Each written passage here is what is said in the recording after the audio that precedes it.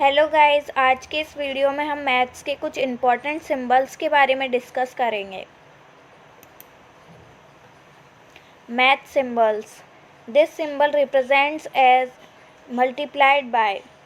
इस सिंबल का मतलब होता है जब हम दो क्वांटिटीज़ को आपस में मल्टीप्लाई करते हैं तो इस सिंबल का यूज़ करते हैं। This symbol represents as divide by. इस सिंबल का मतलब होता है कि जब हम दो क्वांटिटीज़ को आपस में डिवाइड करते हैं तो इस सिंबल का यूज़ करते हैं। This symbol represents plus.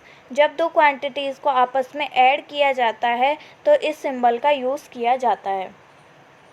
This symbol represents as minus. जब हम दो क्वांटिटीज़ को आपस में सब्ट्रैक्ट करते हैं तो इस सिंबल का यूज़ करते हैं। This symbol represents as equal to.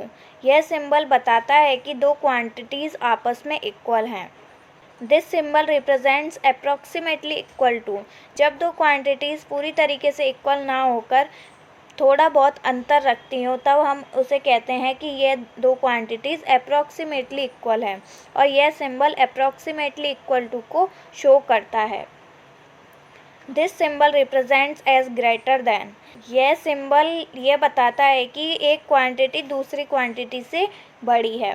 This symbol represents as less than. यह सिंबल बताता है कि एक क्वांटिटी दूसरी क्वांटिटी से छोटी है।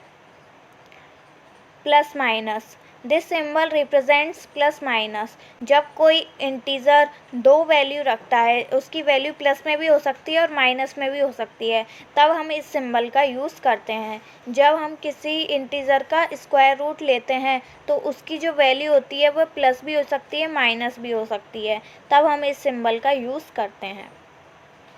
Not equals to. जब दो वैल्यूज़ आपस में इक्वल नहीं होती तब हम इस सिंबल का यूज़ करते हैं। Square root. This symbol is used as square root of. जब हमें किसी नंबर का स्क्वायर रूट लेना होता है तब हम इस सिंबल का यूज़ करते हैं। This symbol represents as percentage. जब हमें किसी क्वांटिटी का परसेंटेज निकालना होता है तब हम इस सिंबल का यूज़ करते हैं। This symbol represents as infinity. जब किसी क्वांटिटी की वैल्यू इन्फिनिटी होती है तब हम इस सिंबल का यूज़ करते हैं। This symbol represents as integral. जब हमें इंटीग्रेशन करना होता है या फिर किसी वैल्यू का, किसी फंक्शन का इंटीग्रल निकालना होता है तो हम इस सिंबल का यूज़ करते हैं। जब हमें बहुत सारी क्वांटिटीज़ का या फिर किसी फंक्शन का समेशन करना होता है तो हम इस सिंबल को यूज़ करते हैं। यह this symbol represents as equivalent to. जब दो सेट्स या फिर कोई फंक्शन आपस में इक्वल होते हैं तो यह सिंबल ये बताता है कि वो दोनों सेट आपस में इक्विवेलेंट हैं। This symbol represents greater than और इक्वल टू। जब दो क्वांटिटीज़ बड़ी होती हैं और इक्वल भी हो सकती हैं तब यह सिंबल का यूज़ किया जाता है। This symbol represents less than और equal to. Square brackets. This symbol represents square brackets. This symbol represents parenthesis. We use this symbol for curly brackets. This symbol represents segment of AB. जब AB के ऊपर एक simple line draw कर देते हैं तो वह यह रिप्रेजेंट करती है कि वह AB की सेगमेंट है। This symbol represents segment of AB. यह सिंबल ये बताता है कि जब हम AB के ऊपर एक सिंपल लाइन ड्रॉ कर देते हैं तो यह सिंबल ये बताता है कि AB एक लाइन सेगमेंट है। This symbol represents not belongs to. यह सिंबल ये बताता है कि कोई सेट इस सेट से बिलोंग करता है या नहीं करता। This symbol represents angle and this symbol represents right angle. This symbol represents implies. इसका मतलब होता है अब जो स्टेप आया है वो उससे पहले वाले स्टेप से निकल कर आया है।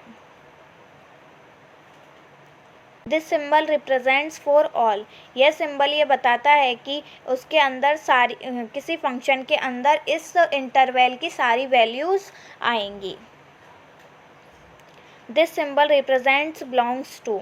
यह सिंबल ये बताता है कि कोई सेट इस सेट से बिलोंग करता है या नहीं, या फिर कोई भी फंक्शन इस सेट से बिलोंग करता है या नहीं। This symbol represents pi and this symbol represents empty set. Empty set का मतलब होता है कि उस सेट के अंदर कोई भी वैल्यू नहीं है। This symbol represents ray of A B. जब ए बी के ऊपर एक लाइन ड्रॉ कर दी जाती है और उसमें एक एरो लगा दिया जाता है तो वह ए बी लाइन एक रे को रिप्रेजेंट करती है। This symbol represents cube root of.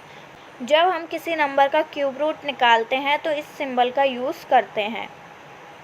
This symbol represents fourth root of. जब हम किसी नंबर का फोर्थ रूट निकालते हैं तो इस सिंबल का यूज़ करते हैं। Thank you guys, hope you like my video.